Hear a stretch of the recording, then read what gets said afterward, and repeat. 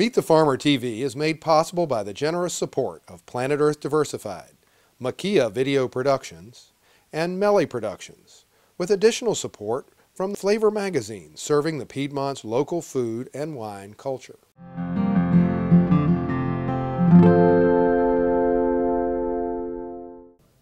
I'm Michael Clark for Meet the Farmer TV, and here we are in the Mayor's office in City Hall in Charlottesville, Virginia. We're going to talk today to the City Manager, Gary O'Connell.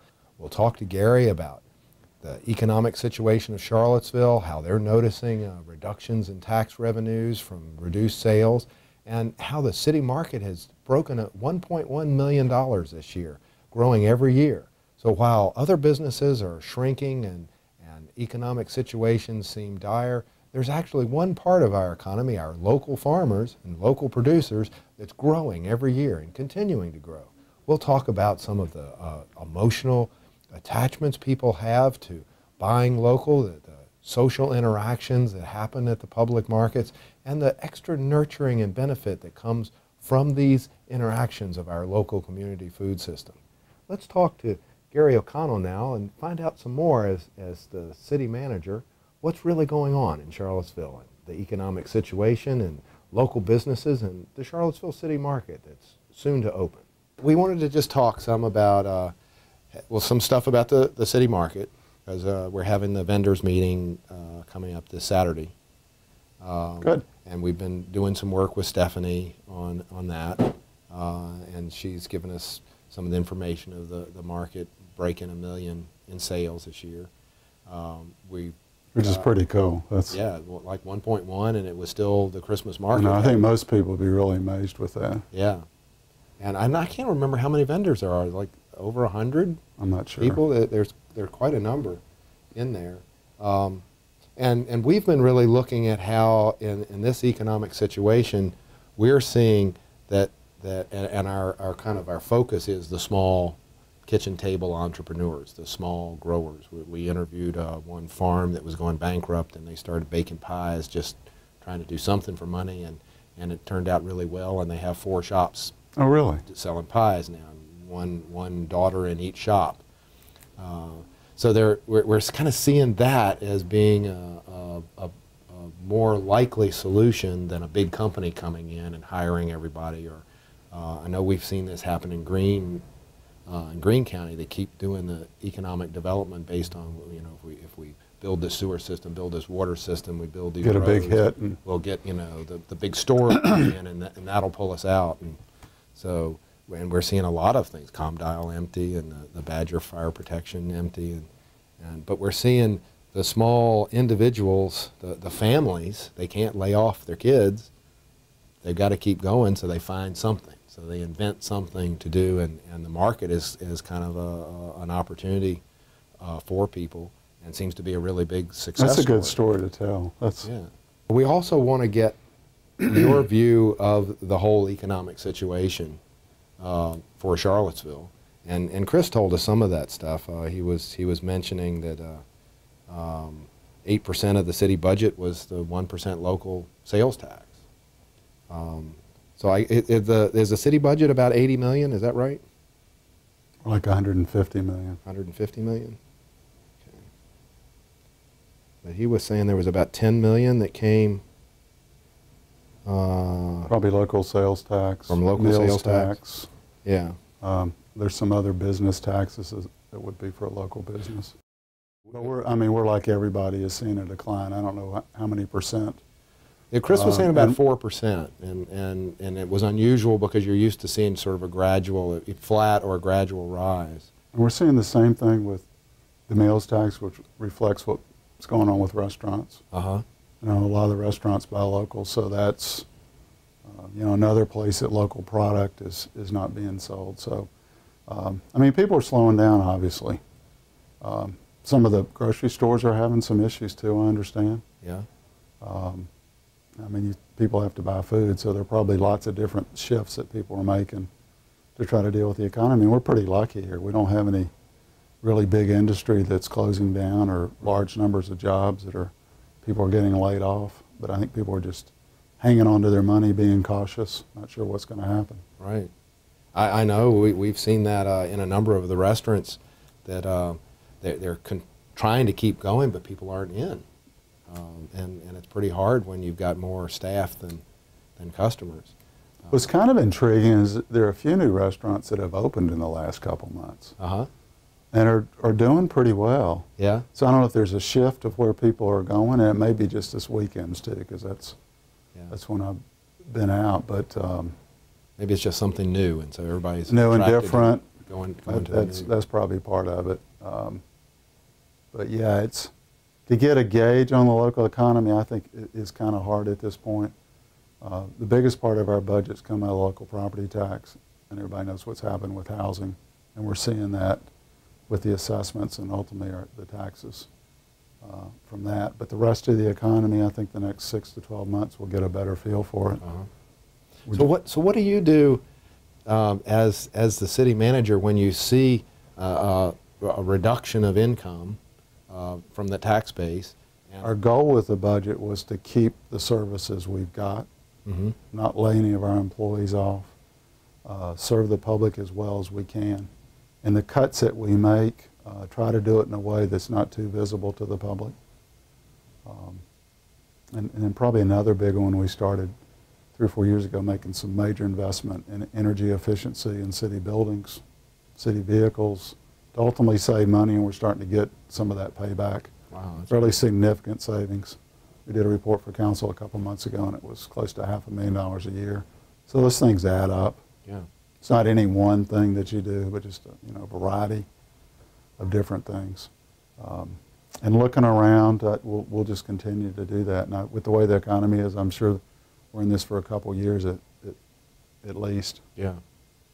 Well, now, how do you see things like the Charlottesville City Market playing into that? I mean, the market broke $1 million in sales this year, and every year since its inception, it's been the sales more and more. That's a significant even income stream for the city, because there's not only the 1% sales tax, local tax, but there's a 6% tax on to support the market. So that seems like a really good economic stimulus that it fully supports itself. Or does it? Does that 6% fee pay for everything that the market costs the city? Yeah, I think that's our hope, and I think the numbers bear that out. I mean, I've never thought of it this way. I mean, what your question sort of raises, I mean, $1 million revenue business is a pretty good sized business. And I guess you have to look at the number of people that it's only open that work 40 into days that. a year. Yeah, so it's that's a pretty powerful number. I think it says there's a lot of demand from people in our community.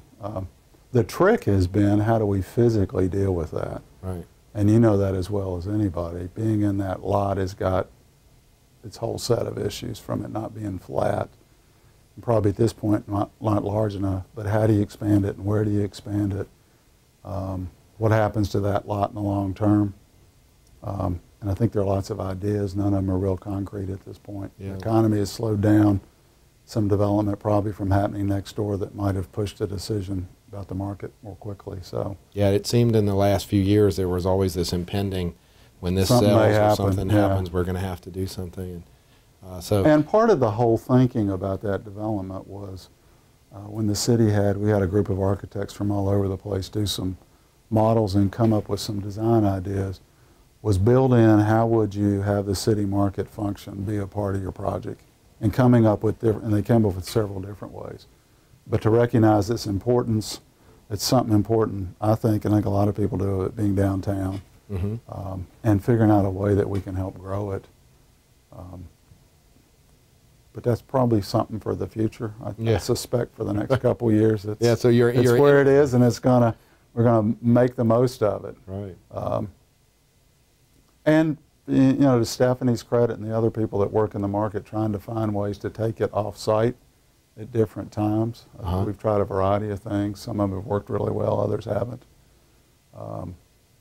I suspect we'll keep trying some newer things too. Right.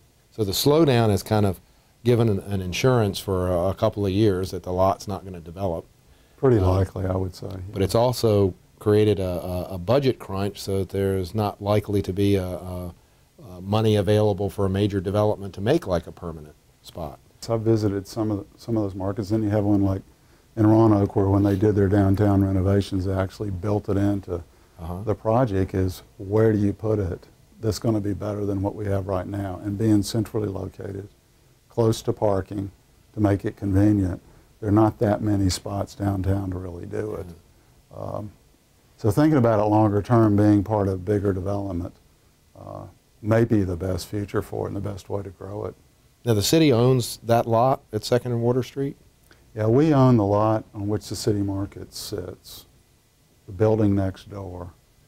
Then there's a tiny parking lot that's privately owned, and then the larger lot next door that down the hill. Is down the hill. This the public parking lot is owned by a nonprofit entity that that's in the parking business called CPC. Okay. So if anything happened there, it'd have to be a partnership of several different property owners to really have it make sense. Right. We did have a market that moved to on-site at University of Virginia, outside of Newcomb Hall. And the girl that sort of sponsored doing that was surprised at how many permits and things she had to get to have a market on private property that don't have to happen on the city property where the city market is. So I guess the health department got involved. I guess, I know, I don't know what's involved, so. It was very interesting. It's never as easy as somebody thinks. I Right. just put the sign up and say we're going to start selling. Yeah, it was like this whole transfer, because it wasn't a city property and city organization. It was no longer VDAX, it was now health department, and there were all these changes. So there really seems to be a benefit to the vendors at the market of being on city property and having the city own and That's sponsor. one more positive. I didn't know that, but that makes some sense. And I guess some of the liability issues and stuff, you know, if it was to go on a private property, and the injury issues and trash collection and all that kind of stuff. So we were really surprised in following that University of Virginia market, how much they had to go through. Even though it's on university property, it's not a local government organization, so it was a whole different That's scenario. interesting. Yeah, I mean, to me, the real advantage of where it is now, people know where it is, and it's sort of it's almost a social event. You see this. Yeah. I mean, people are there to buy produce and buy different product, but they're there to see their friends too. And I used to go really early, and in terms of trying to get there first for corn or get there first for other things, that's Right. the time to go. Yeah. That time has slipped over the years, but the number of people that show up a little later in the morning and are just kind of milling around and stopping and talking and having a cup of coffee, I mean, that's a big part of it. Yeah. But people, I'm always amazed how many people walk away with bags full Right. of product, and they come back and get more. Right. And it's an interesting social event because, you know, you're there. There are other politicians that are there. We have, you know, there are movie stars that are walking through. It's pretty cool. Yeah. So it's a really And interesting. music usually. Yeah. So it does seem like something that would be worth an economic development. Are there any grants, or, you know, there used to be the iced tea money and block grants and that kind of stuff. Do you see any of that coming down with economic stimulus that might come from a new administration? I don't know, it could.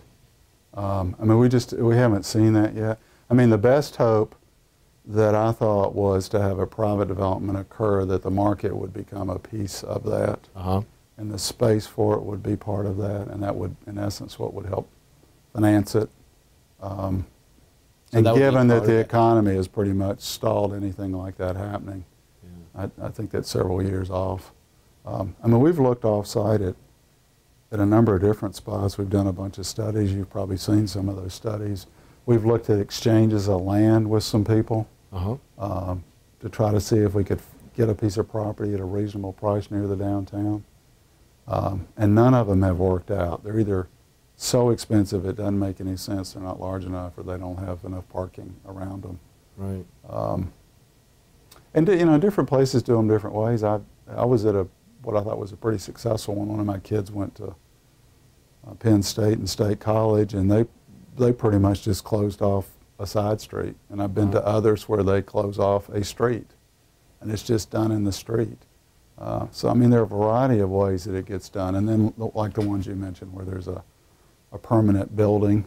Right. They tend to be away from the center of a downtown, kind of on an edge, maybe in more of a, let's say, semi-industrial area to an industrial area. The one in Richmond, I sort of look at that way. Lynchburg's got one that's like down the hill from the main part of their downtown, if you've been to that one. So, I mean, every community. Yeah, Stanton has some in the Wharf. Some of them have it at a gas station parking lot on the weekend, you know, it just depends. Well, since the market has done so well and doesn't seem to be, you know, in danger of being thrown out for development immediately, what do you think would happen if the market does start going longer? And there's been some talk of it going another month or maybe just continuing right on through till Christmas instead of breaking and having a holiday market. So it would pretty much run, I guess, from April to New Year's. I don't know. I mean, I guess just naturally, I mean, you're in the produce business. I guess it depends on how much product people are able to have at what point in time and how big of a gap you'd have. Yeah. Well, I mean, anything's possible. I mean, that may be something that's worth considering, but it seems like you've got a natural gap between the fall produce ending and Christmas and how many, you know, between that to get to the holiday period, how much time is in there and is it really worth somebody being there setting up, so on and so forth. The push for staying open has actually come from some of the produce growers. Yeah, it's, but you know, I hadn't thought about this in years. When it was in Jefferson School, I mean, it was an active place, but it was small and the parking was away from it. I mean, just trying to find the right location. And I mean, with all the, you know, there are lots of issues about where it is now, but it works, you know. Yeah. And so I guess you don't want to, if it's working, you don't want to change it and then it break apart or the part of it that's not working right. Yeah. And you know, a lot of places have it, you physically, like, you force people to do it on the mall. Or, you know, I mean, there are a variety of ways to look at it. And I think we've studied it every which way since I've been here. Right. Yeah, I know we tried one year to have the Christmas market down under the tent in the pavilion, and it was cold, all the cold air settled down there, and you couldn't actually see anybody walking down the mall. You didn't know it was happening. And it's surprising to me that it's a visibility thing. You know, a lot of people just come downtown and will wander and walk around. Yeah. And if a vendor is there, they'll pick up on it. If it's like way down the street, they don't. They don't. Yeah. So it's. And the big thing at 2nd and Water Street is there's just so much activity. I mean, it's really about 10:30 wall to wall people. You can't move through there quickly if you've got a stroller. You know, you're maneuvering around, and that event draws in other people. You know, just driving by looking for a parking place and seeing that people come in. You know, I don't know if you've noticed this, but I guess one thing I've noticed, it seems like there are a lot more younger people that are coming to the market. Mm-hmm. It may be because of the time of the day. I used to go at 6:30 or 7 in the morning, and not too many people were rolling out of bed. But you know, I've come later, I guess, over the last year or two, and it seems like I guess they're university students, but just a lot of younger people that are showing up. Right. So that's probably a pretty good sign. You seeing that? Yeah, we are, and we're seeing more students, and that was one of the reasons that Connie Migliazzo moved the market for 1 or 2 days over to the university. Was a lot of the students, I mean, they could take the bus, but they weren't even aware it was going on because it's mainly a summer thing. So they're like, yeah, that's true. It's just really starting up when they're taking exams and leaving, and if they're gone for the summer and they come back in the fall, they don't think about it. But they really wanted that. And so that she tried to do something right on site, and there were so many people there that had no idea that it was going on that then went to the market after they had that one at UVA. And that was one of the things we were looking at. It's like, well, you know, maybe UVA could host that, or, you know, they've got lots of area and space and something. But it does seem to be a real important social thing downtown. There are a number of people that walk there. And I think that's what's better about this site than when it was at Jefferson. Yeah. It's even more that way. Yeah. And it's been, you know, people will stay downtown later, Right. to go to lunch Yep. or late breakfast or go shopping, and you know, so it's kind of got a synergy to it that I think is pretty positive. Yeah, we see a big impact of the local restaurants. Whereas right when you around do there. it at Mead Park, I don't. No, that's not. It's not the same. Yeah. Well, that's good. So is there anything that you'd like to say that I haven't asked you, or something that's important to you about what we might I'll ask do you with one your- back to I'm kind of curious about.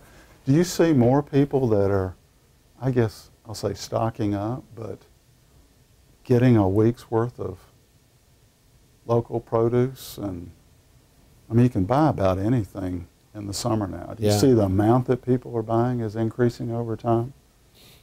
More people Yeah. are conscious of sustainable agriculture and natural products, and I think the biggest thing that we see is people want to interact with the source, and they want to talk about the food. They want to have. so you get a some- lot of questions from people. A lot of and- questions. How do I cook this? Or last week I got this. You know, what did we do with this?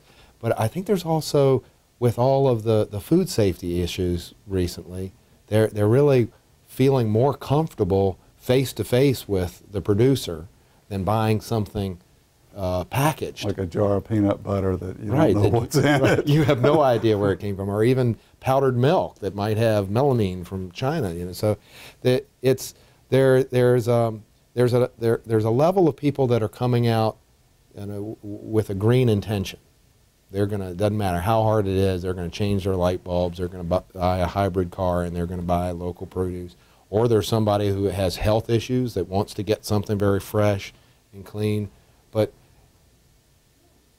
across all of that, there is an interaction with the vendor, with the grower, with the producer, that seems to be a real value to them.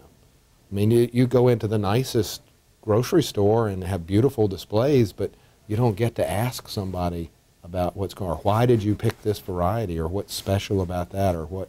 So I have a number of people that come and just, you know, what's new and unusual, what's special, and Yeah, that's what's interesting. that? There's also the, you know, last year, the year before, that somebody had the best blackberries, so you start looking for them, Right, or whatever it is that your favorite thing. So you get And- an emotional attachment yeah, to what and you're doing. It's not like walking in the grocery store and seeing a rack of them that have come from who knows where. Right. Yeah. And might be different every week. So, and that has been an important part of what we're trying to do with Meet the Farmer TV is bring the social part, the interaction among the ripple effect of, you know, if you buy something from a vendor there at the market, they're spending that money locally, but also the sense of community, that it's not this big box store that I don't really know or care about. It's another individual in the community, and it kind of gets us back to the Jeffersonian times where everybody kind of had to work together, and we're wondering if this economic crunch doesn't create more of that, where people are. Yeah, it'll be trying interesting to help see each what other. happens with the market over the next year or two. If it expands even more because people's concerns about the economy, or people start growing things themselves, or I don't Yeah. know. We'll see. Well, certainly early on they'll be coming to get plants if they're gonna try to grow them at home. And most of the farmers are like, you know, please try at home. And when you find out how hard it is, Yeah. It's one thing to be a couple steps removed, but to be put it in the ground. We had a guy that absolutely loves our tomatoes, and he comes every week and buys this, you know, huge bag, you know, a week's worth of tomatoes, and he planted his own, and he came out one week and he said, you know where I live, and you're spraying something on my tomatoes. They're all dying. You're doing something because I can't grow them. So it's an interesting value adjustment for the people when they become involved in trying to do it. So even if people do start growing their own, they'll probably have a greater appreciation for what's in the market instead of less. We see people have the least appreciation for food when they buy it all at the grocery store, and it's all blister packed onto styrofoam trays, and they don't, you know, they're buying beautiful red meat and there's something sprayed on it to make it that color, and they don't know. And so the marketing of pleasant packaging and pictures really kind of falls away when people get more intimately involved. And they start. That's probably true. So I think the market does, there is a lot of that interaction that happens at a producer-only market. And I think people, whether they even really realize it or not, they're getting some other emotional sustenance other than just their food. And that carries on when they take it home, because there's a story for what it is, where it came from, or who they met while they were there. Yeah, that's a great story. And that's one of the things that sets the market apart. Yeah. And it's a nice thing about having you and the others that have been there many, many years. Yeah. You know, it's not just week to week, but year to year. And same thing with people at the market. I know if I go at a certain time of the day, I can almost tell you who's going to be there. Right. You know? Yeah. Well, there you have it. We've talked to the city manager, Gary O'Connell. So I hope you know now more about the local situation in Charlottesville, Virginia, and how community food systems can help nurture all of us and help our economic situation. At Meet the Farmer TV, we see producers, farmers, and small family businesses as the solution to our current economic and environmental woes. We want to bring to light the stories of individuals like yourself who work tirelessly with a personal passion for excellence and innovation. These are the stories of individuals creating sustainability within their own community. Through our TV shows, our website, and with your support, we endeavor to build a network of collaborators, to share information, and to educate. By getting mud on our boots visiting farms, by giving a voice to the many kitchen table entrepreneurs and their innovations, by standing in the heat of the kitchen with the chefs, and by exploring the challenges facing all small food-based businesses, we intend to reveal a view of community food systems that will nourish all of us and our planet. Entire systems we thought were rock solid are being bailed out. Large companies are laying off or closing. Investments have mysteriously vanished. So today, many of us want something different and feel something needs to change. Whether you're a farmer toiling in the field, a chef insisting on quality local produce, a baker cooking for market in your home kitchen, or you're a consumer making informed choices and supporting your neighbors, you are all the true heroes who will make change happen. So we invite you to share your story or just watch our show and be entertained, informed, and inspired. A couple of weeks ago when I first was doing this market, I met a man down here who, his name's Brent Taylor, owns Classic Twig, and I bought from him these little cutting boards, and we put together a package that's all Virginia, a Virginia handmade cutting board, a Virginia handmade spreader, and then of course the Three Sisters Virginia made mustard. For additional information and extended versions of this program, visit our website, www.meetthefarmer.com.